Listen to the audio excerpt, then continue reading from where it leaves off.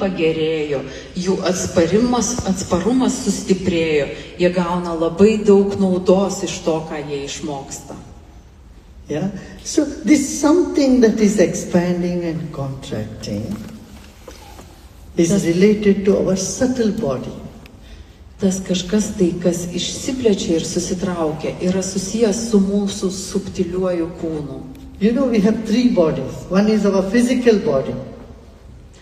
Mes turime 3 kūnus. Pirmas yra mūsų fizinis kūnas. Physical body is sustained by amino acid, carbohydrate, protein, blah, blah, blah, all these things.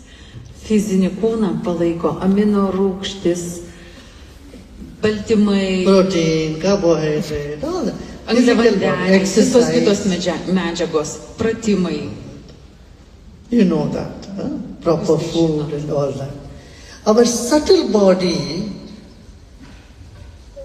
is bigger than the physical body, this big. And the subtle body is the body of thoughts and emotions. Mūsų subtilusis kūnas yra didesnis už fizinį kūną. Ir šitas kūnas yra tas, kuriame yra mintis ir emocijos. But in the waking state, when we are awake, we are mostly using the physical body. But in the dream state, the physical body is at rest. But what is active is the subtle body. That's why we are able to see, taste, smell, hear music, everything we do in the dream state. Isn't it? Kai mes esam budrus, tada dirba mūsų fizinis kūnas, o kai mes miegam, fizinis kūnas ilsisi ir tada veikia mūsų subtilusis kūnas. Tokiu būdu mes galime girdėti muziką, pajausti skonį, paliesti. Juk taip, sapnuose, visa tai vyksta sapnuose. Juk taip? Juk taip. She forgot to say juk taip. Juk taip. So then we have the causal body, which is even bigger, which we experience in the dreamless deep sleep state. O tada mes turime kauzalinį, priežastinį kūną, kuris yra dar didesnis, kurį mes patiriame būsenoje, kuri yra nei miegas, nei budrumas. Budrumas be miego. Have you noticed one day, the day you have had only lots of dreams, when you wake up you feel more tired? How many of you noticed this? Ar pastebėjote, kad būna dienos, kai naktį miegi ir daug sapnuoji, iš ryto atsibundi ir jauti nuovargį? Because if we don't experience deep state, that is, be in touch with our causal body, which is the source of all energy, intelligence, we feel tired when we wake up. Todėl, kad jeigu mes nepatyrėme giliojo miego, kurio metu atsitinka ryšys su mūsų kauzaliniu kūnu, kuris ir yra energijos šaltinis, mes prabundame pavargę. Consciously experiencing the causal body is meditation.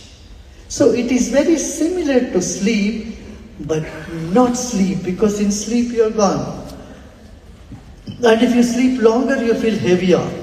But meditation, in short period of time, you transcend the physical, the subtle, and you to repose in the causal body, which is the source of energy. Kai mes sąmoningai patiriame kauzalinį kūną, tai yra įmanoma meditacijoje. Kai mes medituojame, mes peržengiam savo fizinį kūną, savo emocinį, minčių kūną ir pasisemiam energijos iš kauzalinio. Yeah?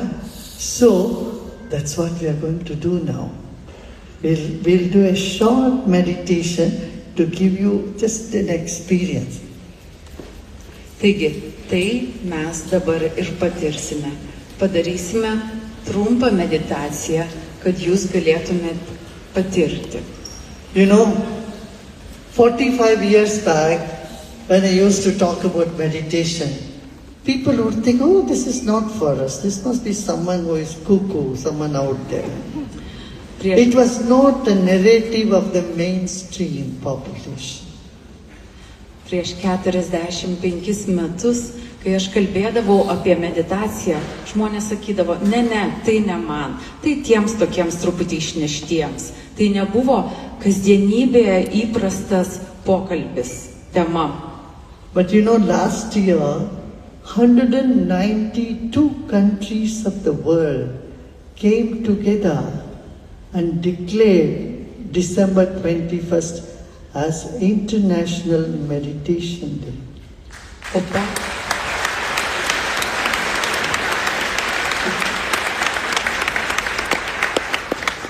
o pernai 192 šalis susitarė ir paskelbė gruodžio 21 Tarptautinę meditacijos dieną. I was invited by the United Nations to conduct meditation. So today, world has recognized the importance of meditation. How meditation can take away a lot of stress and give solution to most of the problem we face. Gurudevas buvo vienas iš tų, kuris vedė meditaciją tarp jungtinėse tautose tą dieną. Meditacija yra tas būdas, kuris padės mums išspręsti daugelį problemų iškylančių šiomis dienomis. Coming back to this point of subtle body,